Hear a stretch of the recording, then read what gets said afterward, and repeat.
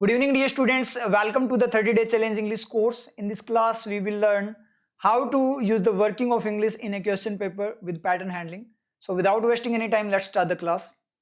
Today's pattern is starters connectors. तो आज का जो पैटर्न है वो आपका है starters connectors.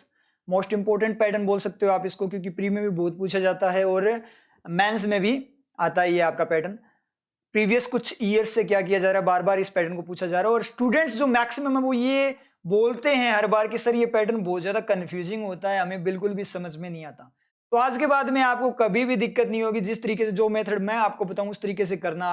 आपको इस पैटर्न में तो कभी भी दिक्कत नहीं होने वाली. आपको ट्रिक बताऊंगा, एक शानदार वाला मेथड बताऊंगा. तो अपना वही मेथड रहेगा. इस पैटर्न को अभी करेंगे अपने किस तरीके से. क्लास का मेथड वही रहेगा, एमसीक्यू बेस्ड में रहेगा. तो उसमें आपको क्या करेगा, यहाँ पे पहले डायरेक्शंस शो की जाएगी और डायरेक्शंस को आपने खुद से रीड आउट करना. उसके बाद आपके सामने क्वेश्चन पेपर अपीयर होगा. तो फर्स्ट क्वेश्चन जैसे ही आएगा आपका टाइम स्टार्ट हो जाएगा. 1 मिनट का आपका टाइम मिलेगा. उसमें विद इन 1 मिनट आपको उसको सोल्व करके उसका आंसर मुझे लाइव चैट में बताना है. उसके बाद मैं उसको सोल्व करवाऊंगा. तो यहाँ पे ये शानदार वाला मेथड मैं आपको बताऊंगा इस पैटर्न में. ये मेथड अगर आप लोगों को समझ में आ गया, आप लोगों ने कैच कर लिया, बिल्कुल बहुत शानदार वाला मेथड है. उसके बाद में आपको कभी भी इस पैटर्न में तो दिक्कत नहीं होने वाली. तो स्टार्ट करते हैं. डायरेक्शंस को रीड आउट कीजिए जल्दी से.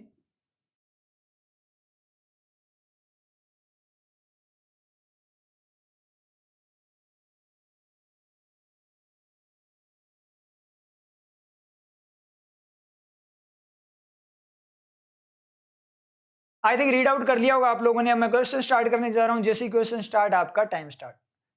Stop.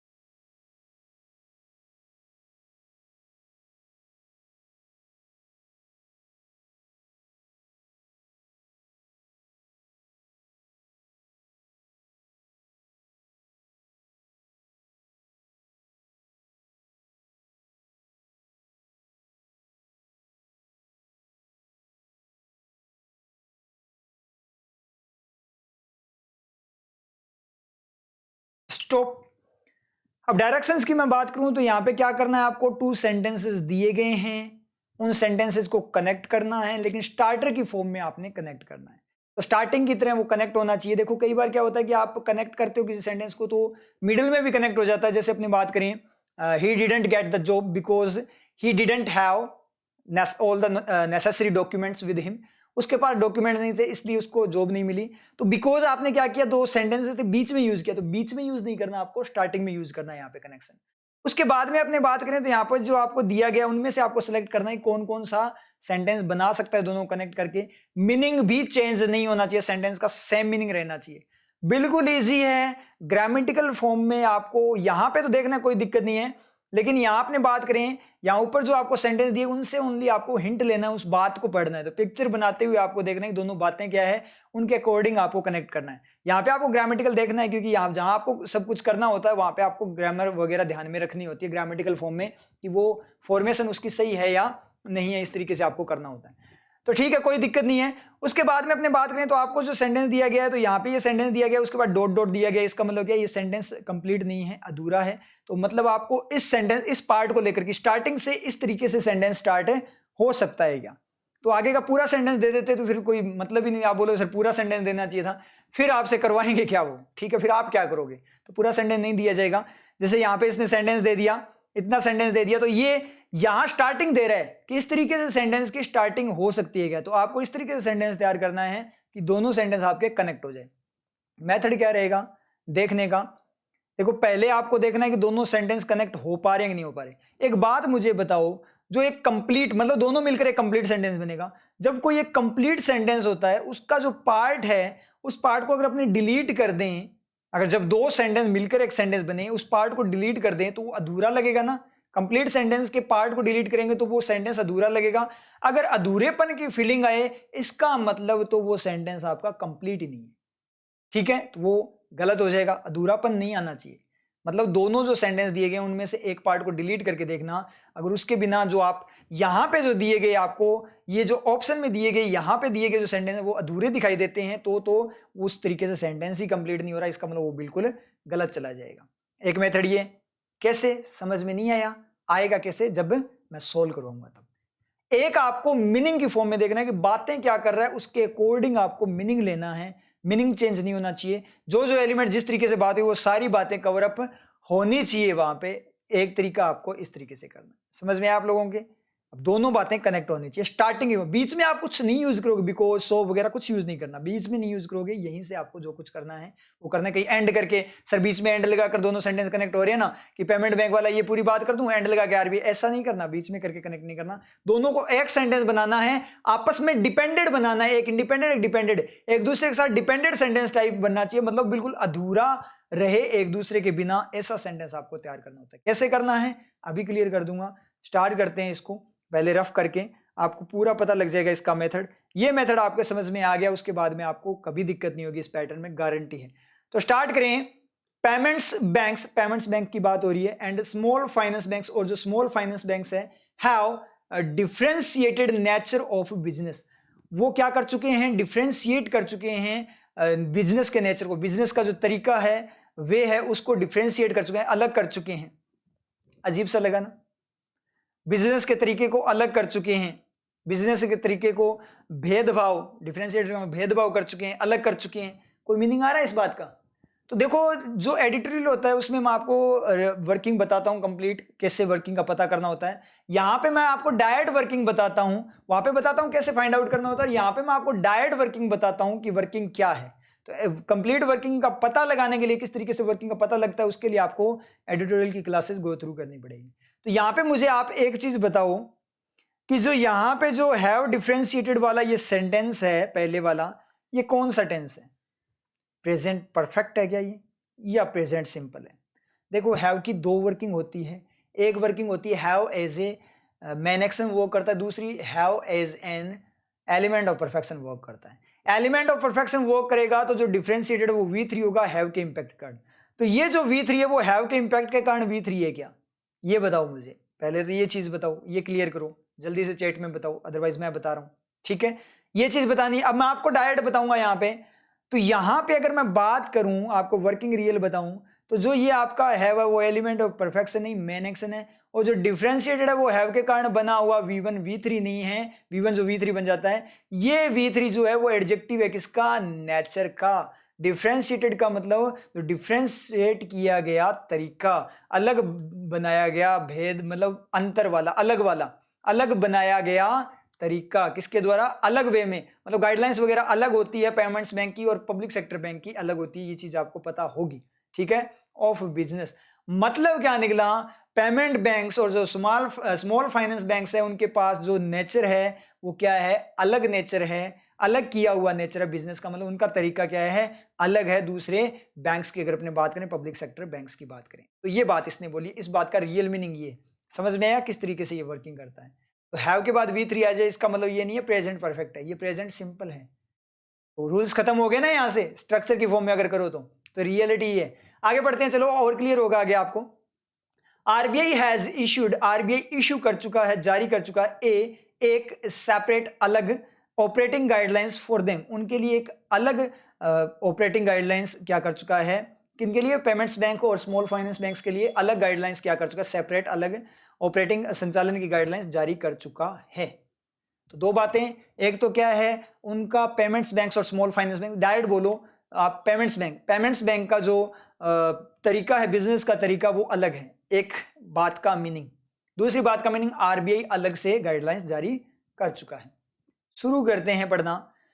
In view of, view में, किसके व्यू में, ध्यान में, ऑफ का किसका, डिफरेंशिएटेड नेचर, यहां से क्लियर ही हो गया, डिफरेंशिएटेड आपका एक्शन नहीं है, V1 नहीं है जो हैव के इंपैक्ट के कारण V3 बनता है। क्यों, क्योंकि ऑफ के बाद अगर ये डिफरेंशिएटेड मेन एक्शन होता, ठीक है, तो ऑफ के बाद मेन एक्शन कैसे सर्वाइव करेगा, दीवार के बाद सर्वाइव नहीं करेगा, उसे तो मॉडल वगैरह चाहिए, तो इससे पहले कोई मॉडल है नहीं, इससे पीछे देखो कोई मॉडल है क्या, कोई मॉडल नहीं है, इसका मतलब नहीं होगा। तो ये नेचर का क्या है, एडजेक्टिव बन सकता है ऑफ, मतलब व्यू, नेचर का व्यू। कैसा नेचर, डिफरेंशिएट, जो अलग किया गया, अलग दिया गया, अलग बनाया गया जो नेचर है, तरीका है, उसके व्यू में। आगे बात करें तो सेंटेंस कैसे बनेगा, इन व्यू ऑफ। आपको कंप्लीट सेंटेंस बनाने की जरूरत नहीं है, इंग्लिश में अपनी लैंग्वेज में बना सकते हो, ठीक है। कैसे, इन व्यू ऑफ, ध्यान में, इसके व्यू में मतलब उसको ध्यान में रखते हुए, डिफरेंशिएटेड नेचर ऑफ स्मॉल, पूरी बात क्लियर होनी चाहिए, of small finance banks and payments banks, मतलब पेमेंट्स बैंक्स और स्मॉल फाइनेंस बैंक्स का जो डिफरेंशिएट नेचर है, उसके व्यू में आरबीआई ने अलग गाइडलाइंस जारी की है। उसको ध्यान में रखते हुए, उसके व्यू में मतलब उसको ध्यान में रखते हुए, उसको ध्यान में रखते हुए आरबीआई ने क्या किया है, अलग से गाइडलाइंस जारी की है। क्या दिक्कत है, सेंटेंस बना कि नहीं बना, बिल्कुल सही है, क्योंकि जब उनका काम करने का तरीका अलग होगा तो उनको निर्देश भी अलग तरीके से दिए जाएंगे। क्लियर हो आप लोगों को, समझ में आया। तो इस तरीके से आपका फर्स्ट वाला होगा। तो फर्स्ट वाला होगा, इसका मतलब जिसमें फर्स्ट है वो आएगा, जिसमें फर्स्ट नहीं है वो नहीं आएगा। तो ई ऑप्शन गया और आपका बी ऑप्शन गया। ऑप्शन को साथ साथ उड़ाना है आप लोगों ने। नेक्स्ट में पढ़ते हैं, since RBI has issued. Since का मतलब क्या है, दो वर्किंग होती है, क्योंकि भी होता है, बिकॉज की तरह वो करता है, और पॉइंट भी बताता है, फ्रॉम की तरह, उस पॉइंट से। तो पहले बात करें उस पॉइंट से, आरबीआई हैज इश्यूड, कौन सा सेंटेंस आएगा, दूसरे वाला पहले आएगा। डिपेंडेंसी भी चेक करनी है यहाँ पे, कौन सा किस पे डिपेंड कर रहा है वो भी चेक करेंगे, वो भी बहुत काम आता है। आरबीआई ने इश्यू किया है, वो बातों को मीनिंग लेने के, सेंसिबल में मीनिंग लेने के लिए काम आता है। आरबीआई ने इश्यू किया है एक गाइडलाइंस को, ए separate operating guidelines for them. अब आप बोलोगे सर एक गाइडलाइंस है तो यहाँ पे गाइडलाइन क्यों नहीं है, गाइडलाइंस क्यों है, कोई दिक्कत नहीं है, ऐसा नहीं ध्यान देना, आपको निर्देश दिए हैं बस ए यूज कर दिया, कोई दिक्कत वाली बात नहीं है, ठीक है। यहाँ पे ग्रामेटिकल ध्यान नहीं देना, यहाँ आपको मीनिंग लेना है। आरबीआई ने क्या किया, इश्यू किया, RBI has issued A separate operating guidelines. RBI, अब गाइडलाइंस को एक साथ बोला गया। गाइडलाइंस का मतलब क्या है, देखो जैसे मैं डायरेक्शंस देता हूं तो वो है तो एक ही डायरेक्शन ना, लेकिन डायरेक्शंस बोलता हूं तो यहां गाइडलाइंस का मतलब एक ही गाइडलाइन है, लेकिन उसमें पॉइंट्स बहुत सारे हैं, इसलिए गाइडलाइंस है। समझ में आ रही चीज, जैसे डायरेक्शंस में बहुत सारे पॉइंट्स होते हैं, तो निर्देश दिया गया, इसका मतलब गाइडलाइंस जारी की है, तो इनमें पॉइंट्स बहुत सारे हैं, लेकिन उसको बोला गया एक गाइडलाइंस की तरह, मतलब जारी एक ही लेटर में, एक ही फॉर्म में उसको किया है, एक ही अपने लेटर पैड पे बोल सकते हो, एक ही मतलब कागज पे बोल सकते हो, उस तरीके से निर्देश लगा दिए गए। बैंक के अंदर निर्देश लगे, बहुत सारी गाइडलाइंस है, बहुत सारी बातें हैं, लेकिन गाइडलाइंस एक ही बोलेंगे, एक गाइडलाइंस आई है इसकी तरीके से, उसकी एक गाइडलाइन आई है, इस तरीके से अपने बोलते हैं, लेकिन गाइडलाइंस यूज कर सकते हो। समझ में किस तरीके से, उस फॉर्म में, कैसे वेराइटीज की फॉर्म में बता रहा है उसको। तो आरबीआई इशू कर चुका है सेपरेट गाइडलाइंस फॉर देम, उनके लिए, किन के लिए, उन बैंक्स के लिए, क्योंकि एक तो देखो सिंस, जब से आरबीआई ने किया है इशू, जिस पॉइंट से आरबीआई ने इशू किया है गाइडलाइंस को, उस पॉइंट से क्या हुआ, पेमेंट्स बैंक्स का तरीका अलग है। अब मुझे एक बात क्लियर करना, देखो मुझे ये बताओ कि किसी के काम करने का तरीका अलग होता है, उसके अकॉर्डिंग गाइडलाइंस दी जाती है, गाइडलाइंस के अकॉर्डिंग काम करने का तरीका अलग होता है। कोई, जैसे बात करें, कोई किसी फील्ड में वर्क कर रहा है तो उस फील्ड के अकॉर्डिंग गाइडलाइंस होती है, गाइडलाइंस के अकॉर्डिंग फील्ड होता है, फील्ड के अकॉर्डिंग गाइडलाइंस दी जाती है ना। तो इसका मतलब क्या हुआ, पेमेंट्स बैंक का जो तरीका पब्लिक सेक्टर बैंक से अलग है, इसलिए उसके लिए अलग से गाइडलाइंस आती है। तो गाइडलाइंस कब आएगी, देखो उन्होंने काम करना स्टार्ट किया उनका नेचर को देखकर, बैंक के नेचर को देखकर कि वो क्या क्या नेचर है, कि क्या क्या काम करता है, लोन का काम कर रहा है कि नहीं कर रहा, लोन देता है कि नहीं देता। तो लोन की अगर नहीं देता तो लोन की गाइडलाइंस नहीं आएगी, लोन देता है तो लोन की गाइडलाइंस आएगी। समझ में आई चीज, इसका मतलब क्या निकला, बैंक की अगर अपने बात करें तो बैंक का जैसा काम है उसके अकॉर्डिंग, जो जो काम वो करता है उसके अकॉर्डिंग उसको गाइडलाइंस मिलेगी कि ये काम आपको इस तरीके से करना है। समझ में आया, इसका मतलब ये नहीं होगा। अगर ये होता, since payment banks and small finance banks have differentiated nature, अब बिकॉज की तरह वर्क करेगा यहाँ पे, क्योंकि उस पॉइंट से, जिस पॉइंट से उन्होंने गाइडलाइंस वो क्या कर रहे हैं, नेचर अलग है, उस पॉइंट से गाइडलाइंस इश्यू की है, उस पॉइंट से थोड़ी करेगा, तब से लेकर अब तक गाइडलाइंस थोड़ी इश्यू की है। इसका मतलब क्योंकि आरबीआई जो पेमेंट्स बैंक्स उनका नेचर अलग है, इसलिए गाइडलाइंस अलग जारी की है, ठीक है। ऐसे नहीं कि क्योंकि जो आपके क्या है, गाइडलाइंस अलग से जारी की इसलिए नेचर अलग है, नेचर अलग है इसलिए गाइडलाइंस अलग है, नेचर के अकॉर्डिंग गाइडलाइंस है। समझ में आया चीज? इसका मतलब ये गलत हो गया। तो सिंस पेमेंट्स बैंक्स वाला पहले वाला सेंटेंस होता, क्योंकि डिपेंडेंट कौन सा है, ये वाला है, इस पहले सेंटेंस के अकॉर्डिंग दूसरी चीज हो रही है, तो रीजन कौन है, दूसरी बात करने का रीजन कौन सी, पहली बात है, ना कि दूसरी बात रीजन होकर पहला सेंटेंस के अकॉर्डिंग दूसरा सेंटेंस है। तो रीजन दूसरे जो सेंटेंस में जो बात है उसका रीजन पहले सेंटेंस की बात है, ना कि जो दूसरे सेंटेंस की बात है वो रीजन है पहले सेंटेंस की बात का। चीज, इसलिए रीजन कौन है, रीजन पहले वाला है, उसके अकॉर्डिंग दूसरा सेंटेंस वर्क कर रहा है। इसका मतलब ये आपका गलत। तो सेकंड भी गलत समझ में आप लोगों के, तो सेकंड भी यहां से गलत हो गया। अब दो ही ऑप्शन बचे, थर्ड को पढ़ते हैं।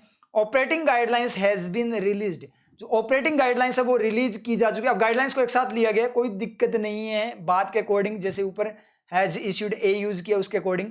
तो operating guidelines has been released, क्योंकि नन तो यहां पे है ही नहीं, नन तो बिल्कुल भी यहां पे नहीं है। अब मीनिंग की फॉर्म में देखें, वैसे आप देख भी सकते हो, हैव बीन रिलीज्ड भी बोल सकते हो ग्रामेटिकल फॉर्म में अगर बोले तो कोई दिक्कत नहीं, लेकिन इतना इश्यू नहीं होगा क्योंकि जब उसने उसको क्या कर लिया, एक ही पॉइंट में बात कर लिया। मीनिंग की फॉर्म में लेते हैं, ऑपरेटिंग जो गाइडलाइंस है हैज बीन रिलीज्ड, वो रिलीज की जा चुकी है, ये आपका हैव ही होगा। ठीक है, ये आपका हैव ही होगा, क्योंकि यहां पे अपने को ग्रामेटिकल देखना होता है। समझ में आ रही है आप लोगों को, यहाँ पे ग्रामेटिकल आपको देखना ही होगा, क्योंकि यहाँ पे आप खुद काम कर रहे हो, और जहां पे आप खुद काम करते होते हो वहां पे आपको ग्रामेटिकल देखना होता है। इसलिए ये तो आपका गलत जाएगा डायरेक्ट, थर्ड वाला आपका गलत गया, क्योंकि यहाँ पे ए गाइडलाइंस यूज किया था, लेकिन यहाँ पे वो पॉइंट्स की फॉर्म में 1 2 3 जो पॉइंट दिए गए उस फॉर्म में गाइडलाइंस नहीं है, ए वगैरह यूज नहीं किया हुआ, डायरेक्ट ऑपरेटिंग गाइडलाइंस है। इसका मतलब डायरेक्ट यूज हुआ, इसका मतलब ये आपका प्लूरल ही होगा। तो ये आपका डायरेक्ट गलत हो गया, तो डायरेक्ट गलत हो गया, इसका मतलब क्या है, ये आपका ये ऑप्शन रहेगा। चलो अपने सोचते हैं, अगर हैज की जगह हैव होता तो सही था क्या? तो operating guidelines have been released, operating guidelines release की जा चुकी है आरबीआई के द्वारा पेमेंट्स बैंक के लिए। हाँ, तो दूसरा सेंटेंस कनेक्ट हो रहा है क्या? ऑपरेटिंग गाइडलाइंस रिलीज की जा चुकी है, जारी की जा चुकी है। पेमेंट्स बैंक का नेचर अलग है, उनका तरीका अलग है, तो दोनों बातें एक सेंटेंस बन रहा है या अलग अलग दिखाई दे रही है? दोनों बातें अलग अलग सेंटेंस की फॉर्म में दिखाई दे रही है ना। इसका मतलब ये तो आपका मीनिंग ही नहीं दे रहा, कनेक्ट ही नहीं कर रहा दूसरे सेंटेंस को। देखना कैसे, अधूरापन वाला मैंने आपको बोला था ना कि अधूरा नहीं लगना चाहिए। तो क्या होगा कि जो ऑपरेटिंग गाइडलाइंस रिलीज की जा चुकी है आरबीआई के द्वारा, जो ऑपरेटिंग गाइडलाइंस आरबीआई के द्वारा रिलीज की जा चुकी है पेमेंट्स बैंक के लिए, हाँ ठीक है, क्या दिक्कत है, तो की जा चुकी है, मतलब कोई अधूरापन नहीं है, अकेला भी सर्वाइव कर रहा है, मतलब दूसरा उसके साथ कनेक्टेड नहीं है, दोनों डिपेंडेंसी के फॉर्म में कनेक्टेड मर्ज्ड सेंटेंस नहीं बना, इसका मतलब खत्म। पहले वाले को देखो, जो डिफरेंशिएटेड नेचर है स्मॉल फाइनेंस बैंक का और पेमेंट बैंक्स का, उसको ध्यान में रखते हुए, हाँ क्या बात कंप्लीट हो रही है, इस नेचर को ध्यान में रखते हुए, आगे बात तो पूरी करो, इसका मतलब क्या निकला, ये आपका क्या हो गया, गलत। ये तो पूरा सेंटेंस ही नहीं दे पा रहा अगर आप छोड़ो। तो क्या बोल रही है बात यहां पे कि इन व्यू ऑफ डिफरेंशिएटेड नेचर को ध्यान में रखते हुए पेमेंट्स जो आरबीआई ने गाइडलाइंस इश्यू की है, इसका मतलब दूसरा सेंटेंस उसका पार्ट है इसमें, इसका मतलब दूसरे सेंटेंस के बिना ये अधूरा है, तो यहां सेंटेंस कनेक्ट हो रहा है, तो कनेक्शन की फॉर्म में ये बिल्कुल सही जा रहा है। सेंस की फॉर्म में अपने ऑलरेडी देख चुके हैं, वहां तो ये सही जा ही रहा था, लेकिन थर्ड वाला तो कनेक्ट ही नहीं कर पा रहा। अगर है होता तो, हैज से तो वो डायरेक्ट ही गलत है, अगर है होता तो इसका मतलब क्या निकला, इसका मतलब ये निकला कि ये आपका जो है फर्स्ट वाला बिल्कुल सही है, सेंसिबल वे में था और कनेक्शन की फॉर्म में, अब पता लग गया। और इसकी अगर मैं बात करूं सिंस वाला, क्योंकि आरबीआई इश्यू कर चुका है, क्योंकि आरबीआई गाइडलाइंस को इश्यू कर चुका है, हाँ तो क्योंकि इश्यू कर चुका है, अच्छा क्योंकि इश्यू कर चुका, फिर इसलिए क्या हुआ, फिर तो वो भी अधूरा है, तो दूसरा सेंटेंस फिर उसको कनेक्ट कर रहा है, क्योंकि आरबीआई इश्यू कर चुका है इसलिए उनका नेचर अलग है, तो उस कनेक्शन की फॉर्म में तो वो एक मर्ज करके सेंटेंस बना रहा है, लेकिन सेंसिबल वे में वो गलत है, जैसे अपनों ने अभी किया, क्योंकि आरबीआई इश्यू कर चुका है इसलिए अलग नहीं है, क्योंकि अलग है इसलिए इश्यू कर चुका, उल्टा हो गया। इसका मतलब ये आपका सेंसिबल वे में गलत था, लेकिन कनेक्शन की फॉर्म में बिल्कुल सही था। अधूरापन तो नहीं है इसमें, सेंटेंस तो कनेक्ट हो रहा है, लेकिन सेंस की फॉर्म में गलत है, मीनिंग गलत जा रहा है, मीनिंग गलत जा रहा है। तो यहां जो सेकंड वाला है वो मीनिंग गलत जानने के कारण गलत है, और थर्ड वाला कनेक्ट ही नहीं कर पा रहा, इसलिए गलत है। समझ में आया? तो इस तरीके से आपको चेक करना है, एक तो कनेक्ट ना कर पाए उस तरीके से गलत जा सकता है, एक मीनिंग की फॉर्म में भी गलत जा सकता है। क्लियर हो आप लोगों को? समझ में आया? तो इस तरीके से आपको ये पैटर्न करना होता है। अब नेक्स्ट वाले क्वेश्चन में आपका सही जाना चाहिए बिल्कुल। तो स्टार्ट करते हैं, क्वेश्चन स्टार्ट, टाइम स्टार्ट। पहले आंसर देख लेते हैं। आंसर यहाँ पे ए ही आया आपका, ओनली फर्स्ट। तो स्टार्ट करो, स्टार्ट।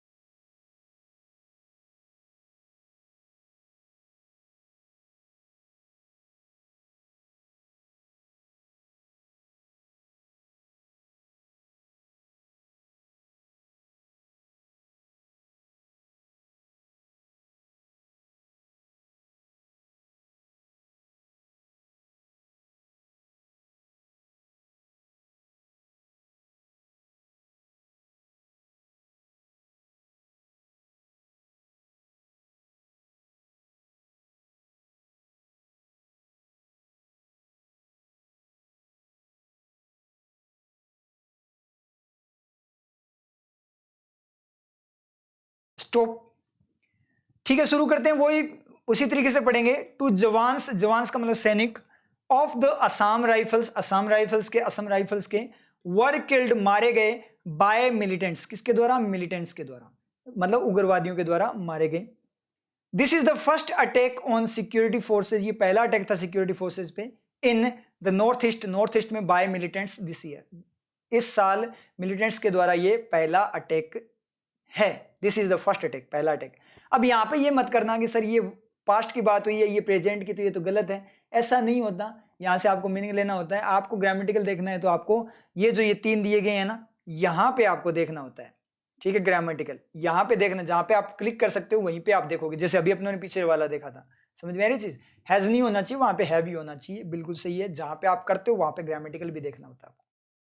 ठीक है, मतलब जैसी बात है उसके अकॉर्डिंग पूरा सेंटेंस, उसने बोला पूरा आपका करेक्ट सेंटेंस बनता है, तो करेक्ट बनता है इसका मतलब सेंटेंस बिल्कुल सही होना चाहिए आपका। तो यहाँ पे अपने बात करें, two jawans of Assam rifles were killed, दो, अब यहाँ पे क्या दिखेगा? 2 सैनिक मारे गए असम राइफल्स के, और ये पहला अटैक है सिक्योरिटी फोर्सेस पे। तो हो सकता है 5-6 दिन पहले मारे गए हों और अब तक कोई और अटैक ना हो, पहला यही अटैक हो, तो ये पहला अटैक है। तो उस तरीके से बोल रहा है इस साल का पहला अटैक है, तो कोई दिक्कत नहीं है उसमें। तो शुरू करते हैं। यहां पे किलिंग बाय मिलिटेंट्स, मिलिटेंट्स के द्वारा किलिंग।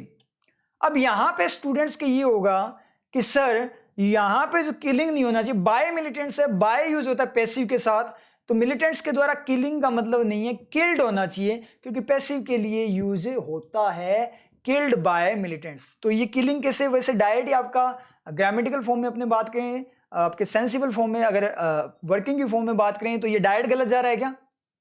नहीं जा रहा, किलिंग भी हो सकता है, किलिंग बाय भी हो सकता है। देखो, अगर आप बोलोगे सर किलिंग जो होता है वो तो एक्टिव होता है, तो किलिंग कौन कर रहा है? मिलिटेंट्स, उसके लिए एक्टिव होना चाहिए था। लेकिन मिलिटेंट की एक्स्ट्रा इंफॉर्मेशन कैसे जाएगी जब ये ऑलरेडी बाय के साथ ये मिलिटेंट जा चुका है? तो ये अजीब सा हो गया sir, killing two jawans militants, क्योंकि जब आईएनजी क्लोज यूज करते हैं तो मिलिटेंट्स को डायरेक्ट यूज करना चाहिए था, या फिर बाय मिलिटेंट्स, मिलिटेंट्स कौन से जो किलिंग करने वाले हैं उस तरीके से आना चाहिए था। तो सर ये ऑकवर्ड सा हो गया, कोई दिक्कत नहीं, अभी समझा देता हूं आप लोगों को, एक बार यहाँ पे क्लियर करें इसको। अब देखो,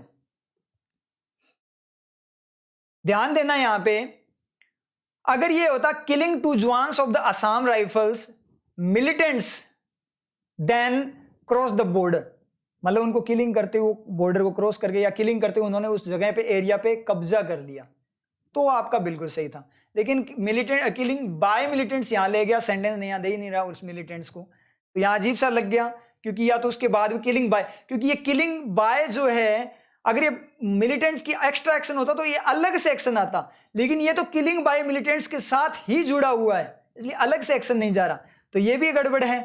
किल्ड बाय मिलिटेंट्स होता तो यहां पे आगे सेंटेंस का सब्जेक्ट बनता कौन? Two jawans. Killed by militants two jawans, 2 जवान जो मिलिटेंट्स के द्वारा जो मारे गए, were from the Assam rifles, वो असम राइफल्स से थे। Killed by militants two jawans, killed by militants were from the Assam, were from the Assam rifles, वहां से वो थे, मतलब उस फोर्स से थे, वो थे उस ग्रुप से वो थे, तो वो सही जाता। लेकिन यहाँ तो अजीब सा हो गया। अब किलिंग बाय यहाँ पे बनेगा, इसका मतलब ये किल्ड भी नहीं है यहाँ पे और किलिंग वो वाला भी नहीं है आईएनजी क्लोज वाला, तो यहाँ पे एक ही केस बचता है क्या, किलिंग आपका जेरेंड हो सकता है। ये मैं एक्स्ट्रा आपको वर्किंग समझा रहा हूँ। तो किलिंग बाय मिलिटेंट्स, मिलिटेंट्स के द्वारा किलिंग, सेंटेंस देखना, killing by militants is increasing day by day. Militants के द्वारा जो हत्या करने की एक्टिविटी है, किलिंग करने की जो जेरेंड ऐसे वर्क करता है ना, किल करने की जो एक्टिविटी है वो दिन प्रतिदिन बढ़ती जा रही है। तो इस तरीके से आपका सेंटेंस सही हो सकता है, लेकिन यहां सही है या नहीं वो देखते हैं। तो शुरू करते हैं। किलिंग बाय मिलिटेंट्स, मिलिटेंट्स के द्वारा killing is the first attack on security forces, वो पहला अटैक है। मिलिटेंट्स के द्वारा जो किलिंग है वो पहला अटैक है सिक्योरिटी फोर्सेस पे। दोनों क्लिक सेंटेंस कनेक्ट हुए कि नहीं हुए, तो इसका मतलब कनेक्ट हुए, लेकिन मीनिंग कंप्लीट आया क्या, नहीं आया। क्योंकि आप जब ये बात बोलोगे किलिंग बाय मिलिटेंट्स, सोचकर देखना, मिलिटेंट्स के द्वारा जो किलिंग है वो पहला अटैक है, तो वहां पे किलिंग किसकी दिखाई देगी, वहां पे किलिंग का मतलब मिलिटेंट्स के द्वारा मारा जाना। किसको, कोई भी हो सकता है, कितनी भी किलिंग हो सकती है, लेकिन यहां ओनली 2 जवान की किलिंग्स की बात हुई है, तो उस 2 जवान को आपने छोड़कर सेंटेंस का मीनिंग खत्म कर दिया। किलिंग बाय मिलिटेंट्स का मतलब मिलिटेंट्स के द्वारा जो हत्या करने की एक्टिविटी है वो पहला अटैक है। मतलब किसकी हत्या की, कुछ नहीं पता, कितने भी हो सकते हैं, इसका मतलब मीनिंग पूरा साफ नहीं आ रहा। मतलब पहले ये जो सेंटेंसेस जो दिए गए हैं उनका कंप्लीट मीनिंग नहीं लेकर आ रहा, क्योंकि पहला जो सेंटेंस है वो डिफाइन कर रहा है कि 2 जवान की किलिंग हुई है, हर किसी की किलिंग नहीं हुई। तो अगर ये होता killing 2 jawans by militants is the first attack, killing 2 jawans of Assam Rifles by militants is the first attack, फिर आपका बिल्कुल सही होता। इसलिए आपका ये गलत है, कंप्लीट मीनिंग नहीं लेकर आ रहा, इसलिए गलत समझ रहे हैं आप लोगों के। तो इस तरीके, या ऐसे बोल सकते killing of 2 jawans of Assam Rifles by militants is the first attack, ऐसे होना चाहिए था।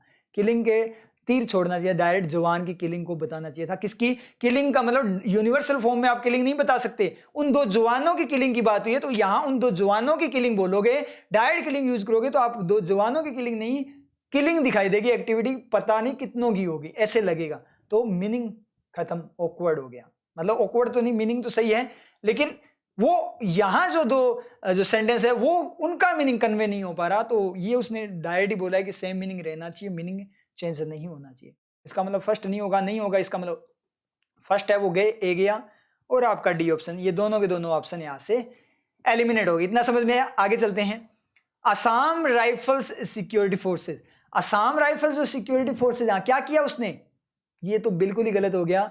क्योंकि Assam rifles security forces lost 2 jawans, ये बोल सकते हो, मीनिंग तो आ रहा है ना, 2 जवान को उसने खो दिया, कोई दिक्कत नहीं है। फिर दूसरे वाला कैसे कनेक्ट करोगे कि फर्स्ट अटैक, ऐसे कर सकते हैं sir, Assam rifle security forces first attack by the militants, Assam rifle security forces first the first attack by the militants with killing of 2 जवान, इस तरीके से बोल सकते हैं। तो ये भी नहीं होगा, क्यों नहीं होगा, क्योंकि असम राइफल सिक्योरिटी फोर्सेज है, और यहां सेकंड सेंटेंस में मैं देखूं security forces in the North east है, तो जो सेकंड सेंटेंस है वो नॉर्थ ईस्ट की सिक्योरिटी फोर्सेज की बात कर रहा है, और जो ये जो यहां जो सेकंड जो पार्ट दिया गया है वो असम राइफल्स की सिक्योरिटी फोर्सेज की बात कर रहा है। तो यहां पे जो सेंटेंस बोला उसने बोला नॉर्थ ईस्ट की जो सिक्योरिटी फोर्सेज हैं उन पे पहला अटैक है, मरे असम राइफल्स के हैं, तो असम राइफल्स उस नॉर्थ ईस्ट की सिक्योरिटी फोर्स का एक पार्ट है, एक ग्रुप है, नॉर्थ ईस्ट की कंप्लीट सिक्योरिटी फोर्सेस को नहीं बता रहा। तो यहां जो बात कर रहा है वो असम राइफल सिक्योरिटी फोर्सेस की बात कर रहा है, और यहां पे जो बात हो रही है वो नॉर्थ ईस्ट की सारी सिक्योरिटी फोर्सेस की बात हो रही है। असम राइफल्स पे अटैक हुआ है तो इसका मतलब वो भी एक पार्ट है ना, तो एक हिस्से पे अटैक हुआ है, किसके, सिक्योरिटी फोर्सेस, नॉर्थ ईस्ट की सिक्योरिटी फोर्सेस के। तो नॉर्थ ईस्ट की सिक्योरिटी फोर्सेस के एक हिस्से पे हुआ, इसका मतलब नॉर्थ ईस्ट की सिक्योरिटी फोर्सेस पे फर्स्ट अटैक है, लेकिन जवान मरे हैं असम राइफल्स के। तो यहाँ पे असम राइफल्स पे फर्स्ट अटैक नहीं है, यहाँ पे ओवरऑल, हाँ अटैक तो असम राइफल्स पे हुआ है, लेकिन जो बात सेकंड में कर रहा है वो कंप्लीट सिक्योरिटी फोर्सेस की बात कर रहा है। तो ये सेंटेंस का मीनिंग क्या कर गया, खराब कर गया। इसका मतलब सेकंड भी गलत। समझ में आप लोगों को किस तरीके से? तो सेकंड भी गलत, इसका मतलब बी ऑप्शन भी गया। नन कब वर्क करता है? नन वर्क करता है जब ऑप्शन में से कोई ना हो। कैसे? यहाँ पे अगर मान लो सेकंड थर्ड हो, फर्स्ट थर्ड हो, अभी तो यहाँ पे नहीं दिया, ठीक है, फर्स्ट थर्ड तो दिया है, मान लो सेकंड थर्ड दोनों सही होते, ठीक है, और ऑप्शन में नहीं था तो आपका नन हो जाता। समझ में ये चीज? तो इसलिए वर्क करता है। सी को चेक कर लो, अगर थर्ड होता है तो ठीक है, नहीं तो नन होगा ही होगा। सी को चेक करें।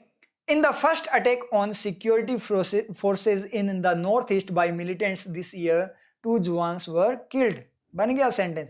मतलब सिक्योरिटी फोर्सेस पर फर्स्ट अटैक में असम राइफल्स के 2 जवान मारे गए।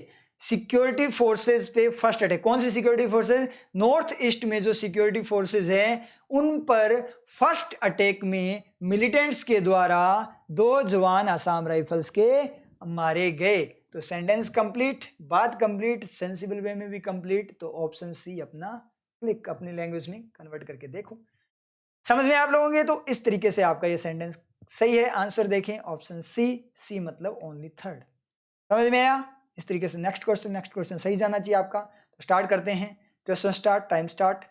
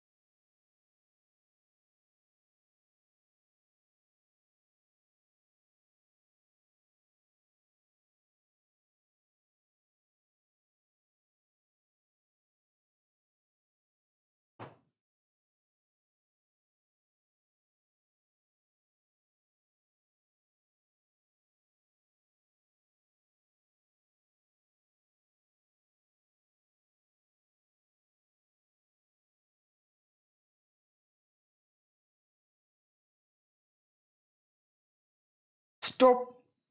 स्टार्ट करते हैं, यहां पे शुरू करते हैं पढ़ना। गवर्नमेंट स्टॉप्ड, गवर्नमेंट ने रोक दिया।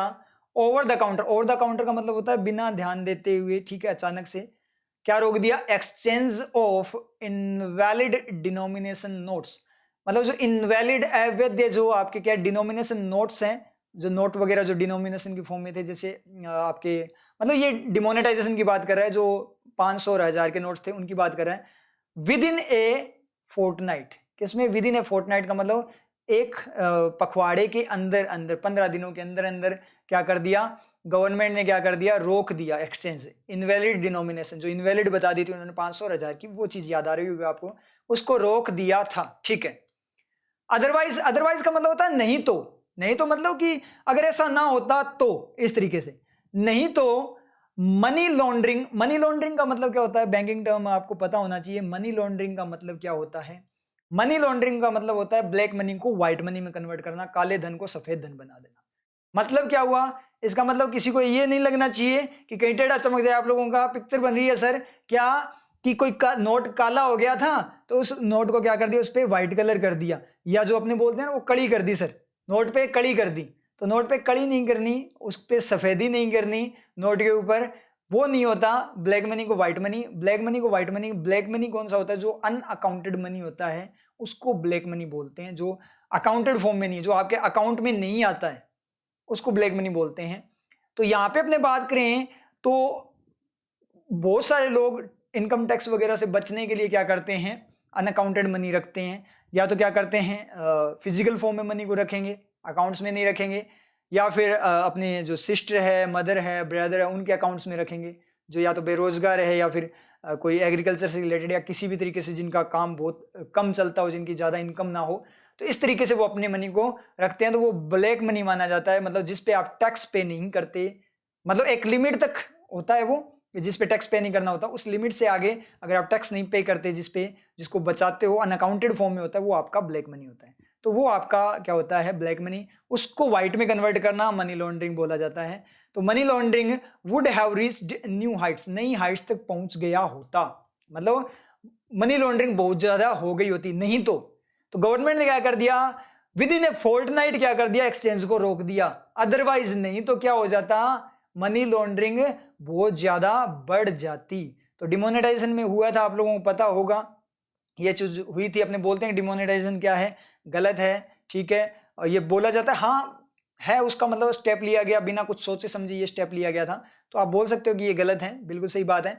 लेकिन उसमें उसको खराब करने में, उसको फेल करने में बहुत बड़ा रोल सिटीजन्स का भी है, कि आपको भी पता है, आपकी जानकारी में भी किसी ने किया होगा ये। तो मतलब ये स्कीम वगैरह चली थी कि 1 लाख रुपए हम आपके अकाउंट में डालेंगे, क्योंकि बेरोजगार थे उनको ये ऑफर दिया गया। तो 20,000 आपके, 80,000 हमारे, जब न्यू करेंसी आ जाएगी उसके बाद में। तो इस तरीके से चीजें हुई थी। आपकी जानकारी में बहुत सारे होंगे और आप में से भी कुछ ना कुछ ऐसे नमूने जरूर होंगे। तो आप बताने की जरूरत नहीं है, आप जिसने ऐसा काम किया उसको खुद ही पता चल गया होगा। तो अंदर ही अंदर हंस लेना खुद के ऊपर कि हम कैसे नमूने हैं, ठीक है, जो कि नहीं करना चाहिए। तो मतलब एक बात मैं बताऊं आप लोगों को, थोड़ा सा मैं बताऊं, तो करप्शन जो होता है, देखो करप्शन इंडिविजुअल से स्टार्ट होता है, उसमें कोई एक स्पेसिफिक पर्सन नहीं होता, वो दोनों साइड से शुरू होता है। तो कंट्री में अगर करप्शन है तो उसमें कुछ हद तक अपने भी क्या है, करप्टेड है। जैसे मान लो अगर अपने छोटी सी बात करें, जैसे 5 रुपए टिकट के बचाने के लिए अपने क्या करते हैं, बहुत सारे लोग क्या करते हैं, टिकट वगैरह नहीं लेते बसेस के अंदर, कि कंडक्टर को बोलते हैं टिकट मत दो, कोई दिक्कत नहीं है, लेकिन 5 रुपए कम लगा लेना। तो करप्शन एक टाइप का गवर्नमेंट के जो था वो कंडक्टर खा गया, ठीक है, और आपने 5 रुपए कम देकर वो टिकट वगैरह नहीं ली, तो उसका साथ किसने दिया, करप्शन में आपने दिया। अपना काम जल्दी निकलवाने के लिए आप थोड़े पैसे दे देते हो किसी को, तो वो भी क्या करप्शन। मतलब हर एक इंडिविजुअल करप्टेड है। तो करप्शन अगर देश से खत्म करना है तो आपको पहले खुद को सुधारना होगा। हर एक बंदा खुद को सुधारेगा, उसके बाद ही पूरी दुनिया, देश अपने आप सुधर। जब आप खुद को ही सुधारते जाओगे, सारे खुद को सुधारते जाओगे, तो सब कुछ सुधर जाएगा ना। तो शुरुआत करनी पड़ेगी आपको अपने खुद से, अगर ये चीजें खत्म कर दी है तो। समझ में आया चीज? तो इस तरीके से ये यहाँ पे बात कर रहे हैं। तो ये चीज वहां पे हुई थी, मतलब डिमोनेटाइजेशन में ऐसा हुआ था जो कि गलत था। तो कुछ हद तक क्या थे, सिटीजन्स भी इसके जिम्मेदार थे। तो यहाँ पे अपने बात करें, एक बात क्या है, गवर्नमेंट ने क्या कर दिया, अपने बोले तो विद इन ए फोर्टनाइट क्या कर दिया, रोक दिया आदान प्रदान 500,000 के नोट की, उसकी बात करें तो। नहीं तो मनी लॉन्ड्रिंग बहुत हाई लेवल पे पहुंच गई होती। तो शुरू करते हैं, इवन दो, हालांकि, इवन दो का मतलब हालांकि ऐसा हुआ फिर भी ऐसा हुआ, मतलब ऐसा होने के बावजूद ऐसा नहीं होना चाहिए था, फिर भी ऐसा हुआ।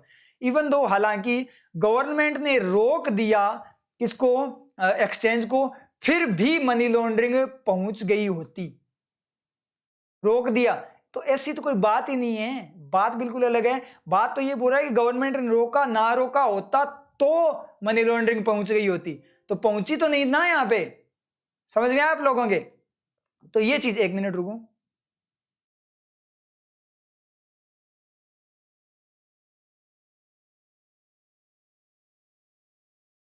तो यहां पे क्या बोल रहा है कि यदि गवर्नमेंट, मतलब हालांकि गवर्नमेंट ने क्या कर दिया, उन नोट्स के, डिनोमिनेशन नोट्स को क्या कर दिया, उनका एक्सचेंज रोक दिया, फिर भी मनी लॉन्ड्रिंग पहुंच गई होगी या पहुंच गई होती।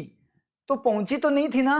ये तो ऊपर जो बात है उसका मीनिंग ही चेंज हो गया। बात बोल कर देखो, आपको बोलने से पता लग जाएगा। जब सेंस का पता करना होता है तो बोलने से पता लगता है। एक तो बोला है गवर्नमेंट ने क्या कर दिया, आपको यहाँ पे वर्किंग आनी चाहिए अदरवाइज की, ठीक है, हर एलिमेंट की वर्किंग आएगी तभी होगा, विदाउट वर्किंग नहीं होने वाला। हालांकि गवर्नमेंट ने क्या किया, रोक दिया था, फिर भी वो मनी लॉन्ड्रिंग पहुंच गई थी। मतलब रोकने के बाद नहीं पहुंचना चाहिए था, लेकिन फिर भी मनी लॉन्ड्रिंग हो गई थी। ऐसी बात है। तो ऐसी बात तो है ही नहीं। इसने ये बोला गवर्नमेंट ने विद इन फोर्टनाइट क्या कर दिया, रोक दिया था, नहीं तो पहुंच जाती अगर ऐसा ना करता तो। दूर दूर तक कोई मीनिंग ही नहीं है। मीनिंग चेंज गलत, मीनिंग चेंज नहीं होना चाहिए ना। तो फर्स्ट वाला सारा जाएगा, ए गया और आपका सी गया, और ई भी गया, ऑल नहीं है। दो ही ऑप्शन बचे, सेकंड एंड थर्ड।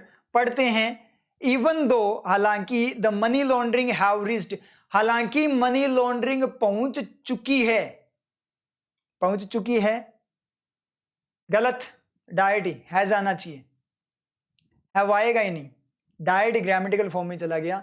क्या आना चाहिए, हैज आना चाहिए। समझ में आप लोगों के, हैज आना चाहिए था, ये आपका डायट गलत। तो सेकंड तो अपना यहां से गया। और अगर ये हैज ना भी हो, यहाँ हैज होता या फिर वुड हैव होता तो भी क्या होता, हालांकि मनी लॉन्ड्रिंग पहुंच चुकी थी फिर भी गवर्नमेंट ने रोक दिया।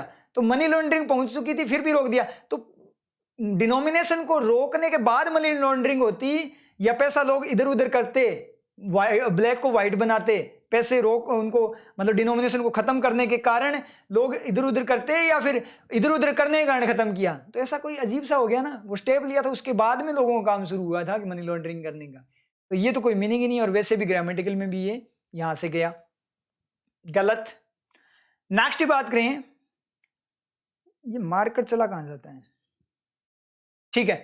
Had the government not stopped, government had not stopped उसकी तरह had the government not stopped, अगर गवर्नमेंट ने ना रोका होता एक्सचेंज को तो money laundering would have reached new Heights. बिल्कुल सही है, ये आपका है क्या, कंडीशनल टाइप 3। याद आ रहा होगा आप लोगों को, अगर ऐसा किया होता तो ऐसा होता, इस तरीके से याद आ रहा है ना। तो ये है आपका टाइप 3। तो इसको ऐसे भी लिख सकते हो, if the government had not stopped, या फिर हैड को आगे रखो तो भी आपका कंडीशनल चला जाता है। अगर गवर्नमेंट ने वो एक्सचेंज को ना रोका होता तो मनी लॉन्ड्रिंग हो जाती। बिल्कुल सही है, had the government not stop the exchange of invalid denomination notes within a fortnight money laundering would have reached new heights। Otherwise नहीं आएगा, फिर कंडीशन लग गई ना। तो ये आपका कंडीशनल की फॉर्म में सही हो गया, इसका मतलब ओनली थर्ड। वैसे भी आपके ऑप्शन तो उड़ गए थे ना सारे के सारे, डायरेक्ट टिक कर लेते आप। आंसर में देखें ऑप्शन डी आ गया, ठीक है, ओनली थर्ड। क्लियर हुआ? चलते हैं next question. Question start, time start.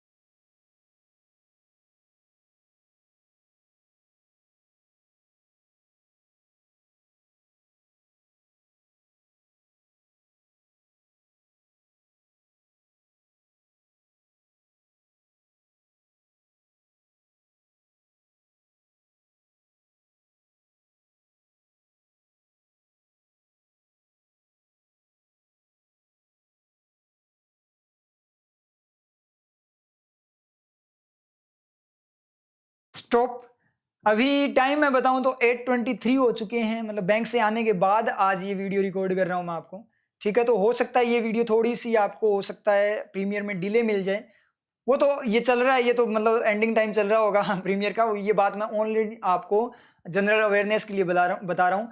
उससे पहले तो आपको पता भी नहीं लगा होगा, 9 बजे से पहले तो हो सकता है 5-10 मिनट डिले हो जाए, हो सकता है टाइम पे हो जाए, वो तो चलो जो आएगा वो पता लग जाए। लेकिन यहाँ से मैं थोड़ा सा आपको जनरल बता रहा हूँ कि हुआ क्या, ठीक है। तो क्योंकि मैं अपने स्टूडेंट्स को जो रियलिटी है वो बताता ही रहता हूँ, बार बार बीच बीच में बताता रहता हूँ कि क्या चल रहा है, क्या सिचुएशन है उसके अकॉर्डिंग। तो एक चीज यहाँ से आप लोगों ने नोटिस किया, बैंक से आने के बाद 7 PM के राउंड में आया था, ठीक है। तो बैंक से आने के बाद इतने टाइम तक काम करने के बाद भी एनर्जी लेवल देखो आप, ठीक है। तो मतलब यहां से आपको क्या शिक्षा मिलती है कि आप जो भी काम करो उसको लगन से करो। जैसे आप पढ़ाई कर रहे हो तो लगन से करो, इस एनर्जी के साथ करोगे इस तरीके से तो आपको कोई नहीं रोक सकता उसके अंदर। ये एनर्जी आपकी होनी चाहिए। मतलब पूरे दिन काम करने के बाद इतना ज्यादा बैंक में बर्डन, बहुत एसबीआई का तो सभी को पता होगा बर्डन कितना है, ठीक है। ऊपर से ब्रांच भी बहुत, मतलब चेस्ट ब्रांच है, बहुत बड़ी ब्रांच है, ठीक है।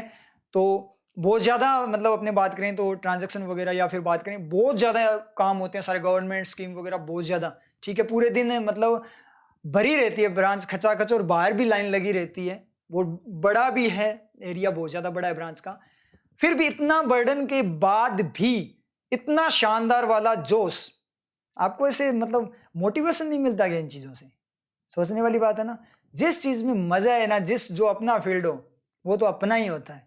जिस चीज़ में आपको मज़ा है उसमें तो बात ये अलग है, चाहे आप कभी भी शुरू करवा दो। तो ये चीज़ आपने क्लासेस में भी देखी थी, 8-8 क्लासेस के बाद भी 8th क्लास में भी क्या रहता था, हमेशा सेम ही जोश रहता था।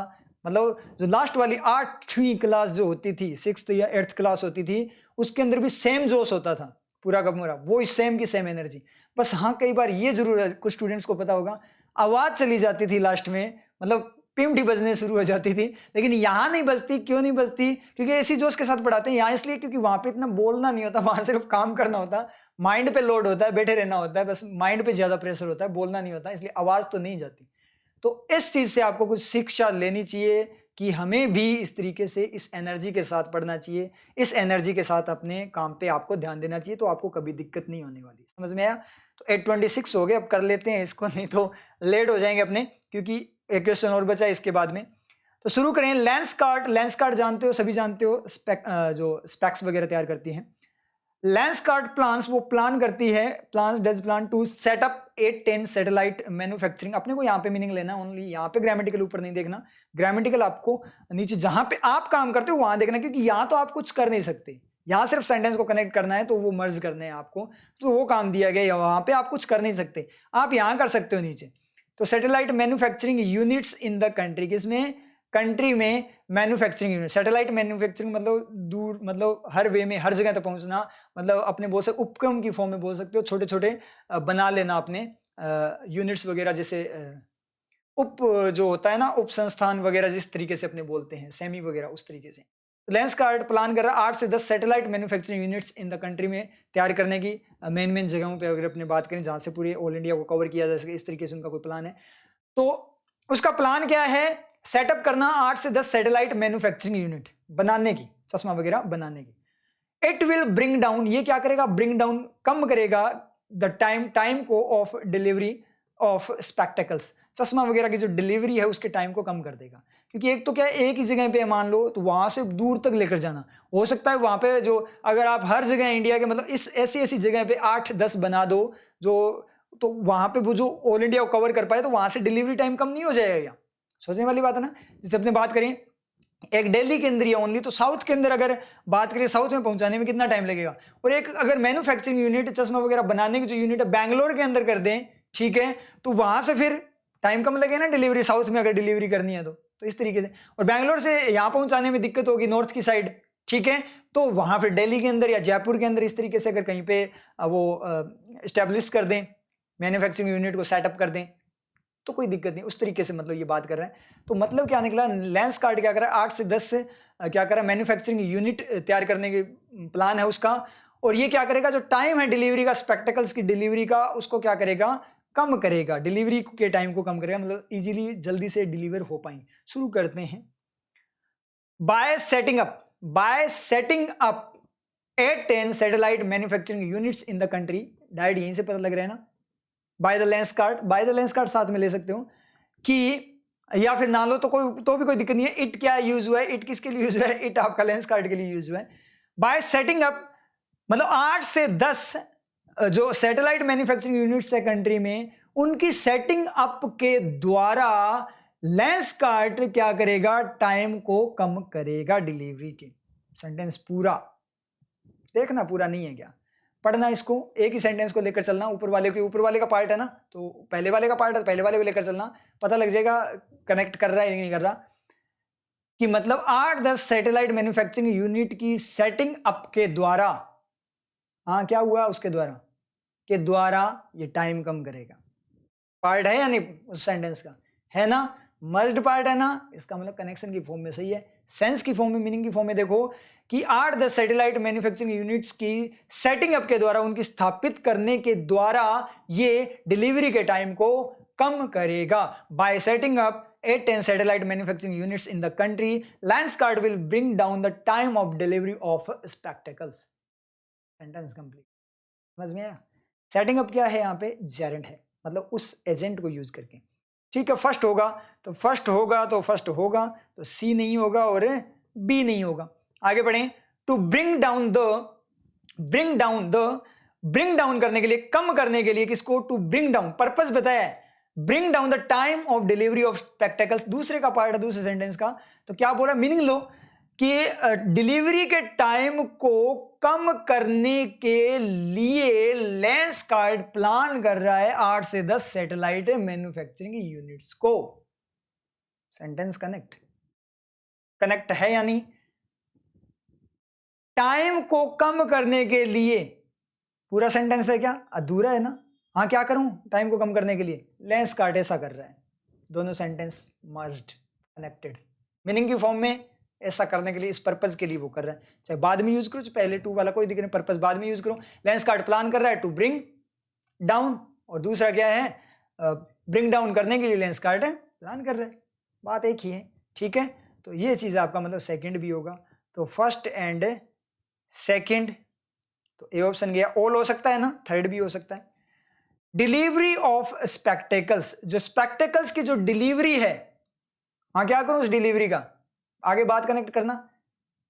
स्पेक्टेकल्स की जो डिलीवरी है, हाँ कुछ नहीं, the time of delivery of spectacles, spectacles का जो डिलीवरी का जो टाइम है विल बी क्या होगा, brought down by lens card with setting up. अब आगे कनेक्ट कर रहा है, नेक्स्ट वाले पार्ट में कनेक्ट कर रहा है, तो वहां कनेक्ट नहीं करना, स्टार्टिंग से आपको देना था। इसका मतलब सेंटेंस बन तो रहा है लेकिन आगे कनेक्ट करके बन रहा है, लेकिन आपको स्टार्टर की फॉर्म में करना था, गलत।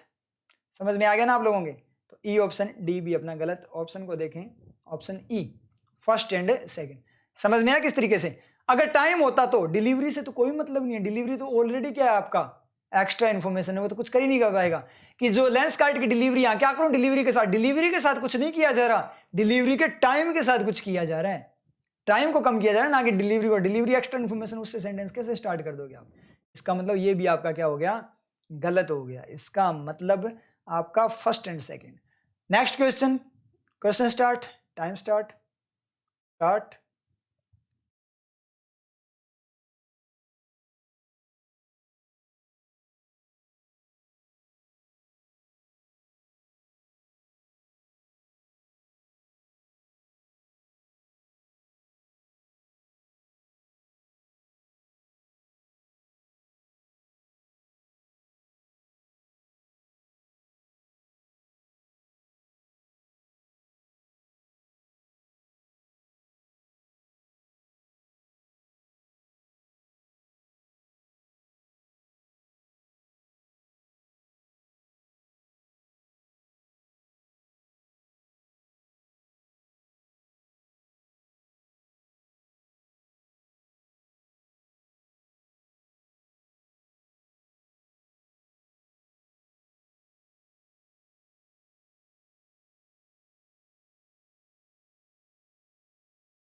स्टॉप, स्टार्ट करते हैं पढ़ना इसको।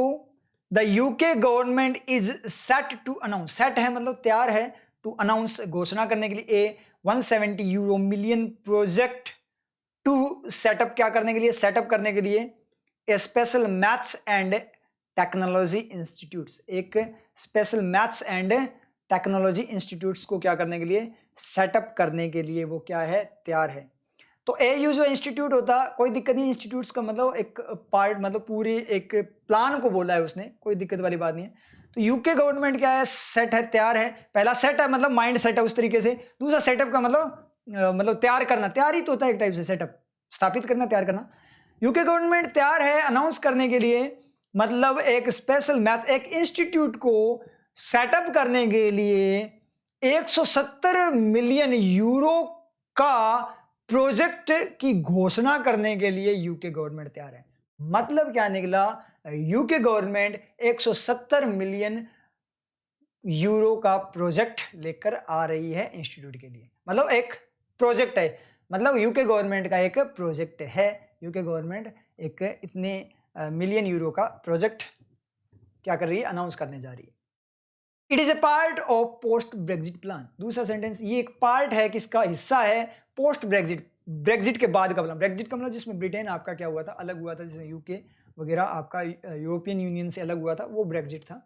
तो उस प्लान का पोस्ट ब्रेग्जिट प्लान है ये, ठीक है भाई। शुरू करते हैं, कहां गया मार्कर, ये मार्कर भाग जाता है बार बार।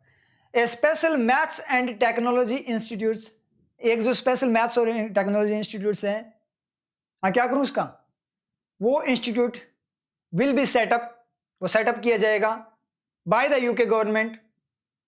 हाँ तो 170 मिलियन यूरो अनाउंसमेंट कहां गया, और पोस्ट ब्रेग्जिट प्लान का क्या हुआ, सेंटेंस अलग ही रह गया ना। पढ़ कर देखो दोबारा कि एक जो स्पेशल मैथ्स टेक्नोलॉजी इंस्टीट्यूट है, उसके साथ तो एक ही चीज कर सकते हो कि वो सेटअप किया जाएगा, और क्या कर सकते हो उसके साथ, और क्या सेंटेंस दे सकते हो उसको, एक ही सेंटेंस दे सकते हो कि वो सेटअप किया जाएगा विद 170 मिलियन यूरो प्रोजेक्ट के अनाउंसमेंट के साथ यूके गवर्नमेंट के द्वारा, इस तरीके से बोल दो। ये एक पोस्ट ब्रेक्जिट प्लान है, तो ये तो दूसरा सेंटेंस हो गया, दोनों एक बने कहाँ? वो वाली फीलिंग कहाँ है, एक दूसरे के बिना अधूरे कहाँ नहीं है, मतलब अधूरे कहाँ हैं, पूरे पूरे हैं। पढ़कर देखो कि एक स्पेशल मैथ्स और टेक्नोलॉजी इंस्टीट्यूट सेटअप किया जाएगा यूके गवर्नमेंट के द्वारा 170 मिलियन यूरो प्रोजेक्ट के अनाउंसमेंट के साथ। हो गया? हाँ ठीक है, तो बढ़िया बात है, करने दो। दूसरा वाला कहाँ कनेक्ट कर रहा है? तो ये कनेक्शन की फॉर्म में गया, अलग से इंडिविजुअल रह गया, दूसरा सेंटेंस कनेक्ट नहीं हो रहा।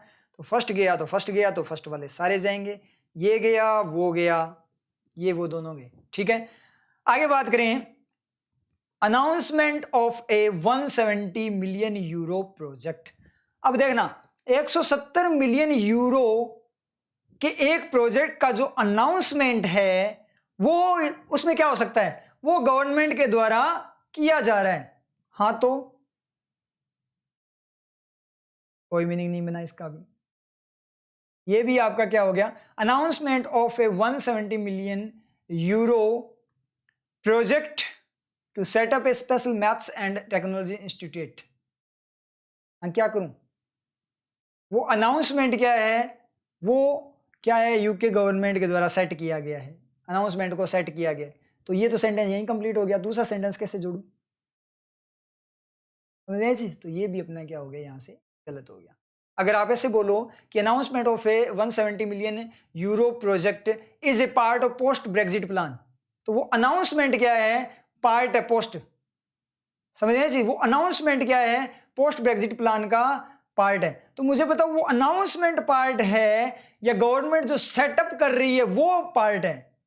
गवर्नमेंट सेट है वो, मतलब उसका जो माइंड सेट है वो उसका प्लान है, माइंड सेट प्लान है, ना कि वो अनाउंसमेंट प्लान है।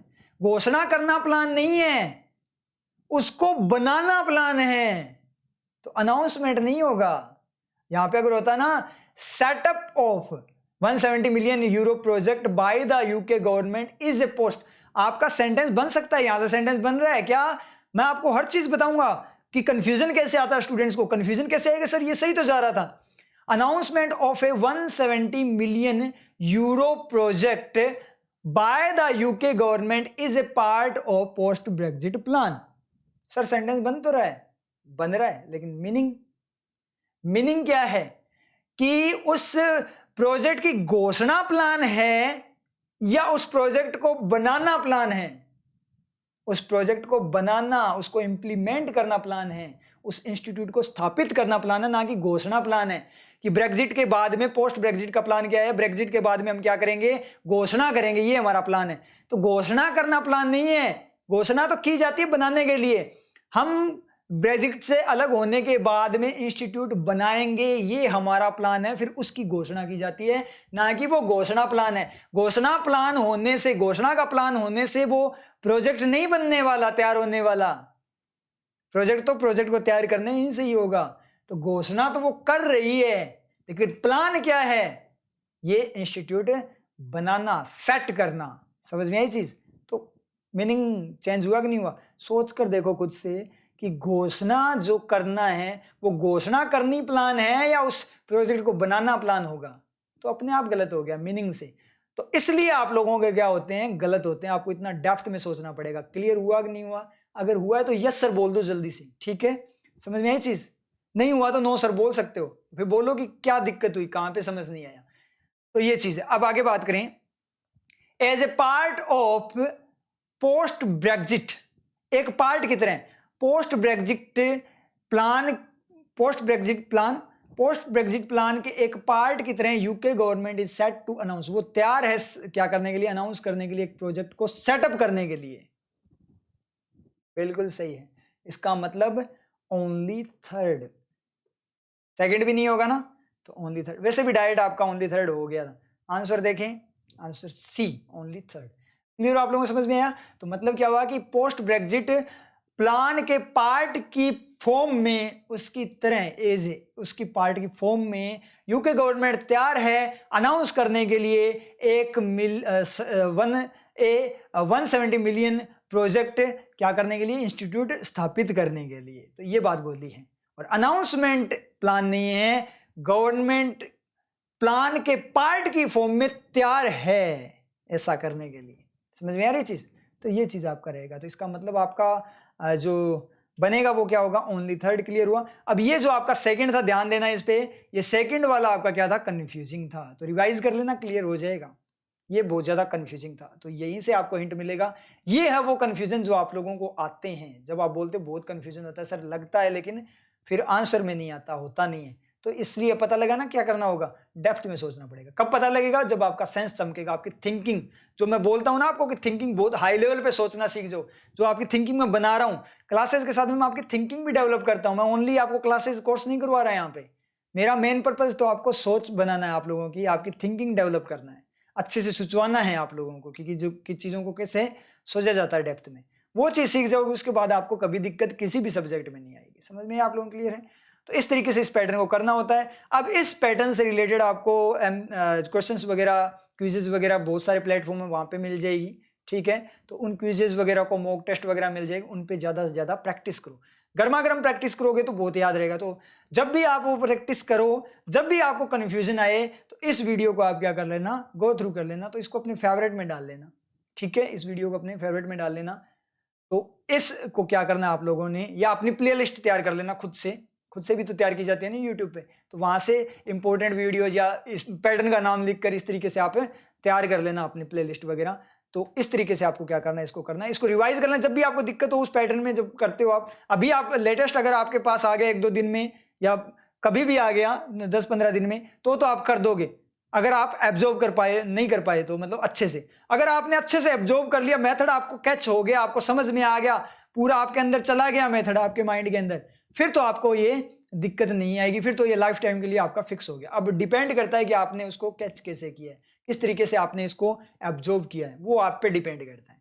आप किसी का मैं होता तो मुझे तो लाइफ टाइम होता, जैसे है। ठीक है, तो वो वाली बात है, अगर चमका हुआ है आप लोगों का तो रिवाइज कर लेना जब भी आपको कंफ्यूजन हो। तो जितने भी आपको पैटर्न वगैरह करवाता हूँ, जितने क्लासेस करवाता हूँ, जब भी आपको डाउट हो आप रिवाइज कर लिया करो, या फिर नोटबुक में नोट डाउन, एक इंपॉर्टेंट फॉर्म में इंपॉर्टेंट पॉइंट्स या इंपॉर्टेंट क्लासेस के फॉर्म में आप नोट डाउन कर सकते हो। तो वहां पे लिख लो कि इस टॉपिक से रिलेटेड कोई अगर हमें कंफ्यूजन आए तो हमें कौन सी क्लास को गो थ्रू करना है, क्योंकि इतनी सारी क्लासेस, उनको इतनी सारी ढूंढ नहीं पाओगे कि इसमें क्या बोला गया था। तो जब भी जिस क्लास के बाद में आपका होमवर्क ये भी है कि आज की क्लास में आपको कोई नई वर्किंग सीखने को मिली, ठीक है, जैसे वो किलिंग वाली वर्किंग थी, तो नोट डाउन कर लो किलिंग वर्किंग कौन सी क्लास में, जो आपकी कौन सी थी 30 डे चैलेंज इंग्लिश कोर्स की, जो क्लास आज की 20 कौन सी 28th है क्या, तो 28th क्लास में जो आपकी जो मतलब आया था, इसके अंदर ये क्वेश्चन इतने नंबर क्वेश्चन में किलिंग वाला था। तो वहां से आपको क्लियर हुआ किलिंग कैसे जेरेंड बनता है, ये किल्ड वाला, ये इस तरीके से, किस तरीके, जो भी जैसा भी कंफ्यूजन आपको आया होगा वो कंफ्यूजन आप नोट डाउन कर लेना। इस तरीके से करना है। एडिटोरियल वगैरह हम बताते हैं, जैसे इज वेलकम वाला है, इज वेलकम, दोनों में क्या डिफरेंस है। तो इस क्लास के अंदर एडिटोरियल के अंदर इस स्लाइड पे या डायरेक्ट ही कि इस एडिटोरियल के अंदर सर ने क्या किया था, इस क्लास के अंदर क्या किया था सर ने, वो इस डेट, वो डेट के अकॉर्डिंग देख लेना, उस डेट की जो क्लास थी उसके अंदर, इस क्लास में जिस क्लास का टाइटल ये था उसके अंदर हमें ये डाउट क्लियर किया था, तो वहां से गो थ्रू कर लिया करो। ये होमवर्क भी आप आज से आपका रहेगा, एक नोटबुक और लगा लेना आप होमवर्क की। ठीक है, उसमें ये रहेगा आपका क्या कि हर क्लास के बाद में क्या क्या आपको नई नई चीजें सीखने को मिली वो नोट डाउन करनी है, और उस क्लास का नेम वगैरह लिखना है कि कौन सी क्लास में ये हुआ। कल को कंफ्यूजन आए तो आप उस क्लास में आकर वापस से आपका कंफ्यूजन क्लियर हो जाए। करके देखना, 100% गारंटी है, शानदार वाला इंप्रूवमेंट आएगा, कभी दिक्कत नहीं होगी। क्योंकि एक बार एब्जॉर्ब करने के बाद इतना एब्जॉर्ब नहीं होता, लेकिन बाहर में गलती करोगे फिर दोबारा से सीखने आओगे तब आपको ज्यादा समझ में आएगा। समझ में आए? तो ये भी आपका अब से होमवर्क कंपलसरी है सभी के लिए, जितने भी स्टूडेंट्स रेगुलर हैं और जो भी देखता है क्लासेस को, उन सभी के लिए क्या है, ये कंपलसरी है। आपको खुद से ही 10-15 दिन में तगड़े वाला इंप्रूवमेंट दिखाई देगा, बहुत शानदार वाला इंप्रूवमेंट आएगा। ठीक है, और शानदार वाले मार्क्स बनेंगे आप लोग। क्लियर है, समझ में आया? तो ठीक है, फिर मिलते हैं अब नेक्स्ट क्लास में। तब तक के लिए all the best. Next class आपकी कब रहेगी? आज क्या है? आज है तो फ्राइडे ना, एक तो ये बैंक में पता ही नहीं लगता कि फ्राइडे कब होता है, थर्सडे कब होता है। ठीक है, संडे का पता लगता है। तो आज है आपका फ्राइडे, तो नेक्स्ट क्लास आपकी क्या रहेगी? मंडे को रहेगी। तब तक आप क्लासेस जितनी भी है वो सारी सारी रिवाइज करो, आपका जो होमवर्क है उनको रिवाइज करो। ठीक है, और जो वर्किंग वगैरह है जो आपको समझ में नहीं आती जिस क्लास से रिलेटेड है उनको रिवाइज करो, और मॉक टेस्ट वगैरह करो अच्छे से, और क्विजेज वगैरह लगाओ। ठीक है, जितने भी अपने पैटर्न हो गए उन सभी के ऊपर। तो ठीक है, फिर मिलते हैं नेक्स्ट क्लास में, मिलते हैं मंडे को। तब तक के लिए क्या, तब तक के लिए थोड़ी होता है, तब तक के लिए तो बाय होता है। तब तक के लिए ऑल द बेस्ट नहीं, ऑल द बेस्ट तो हमेशा ही रहेगा, ऑल द बेस्ट। ठीक है, मेरा भी सेंस कई बार क्या होता है कि अजीब ही चमक जाता है, तो मैं भी बुझा लेता हूँ थोड़ा बहुत, मतलब सभी को बुझाना होता है। ठीक है, तो जब टेढ़ा चमके दो। तो ठीक है, फिर मिलते हैं नेक्स्ट क्लास में, ऑल द बेस्ट।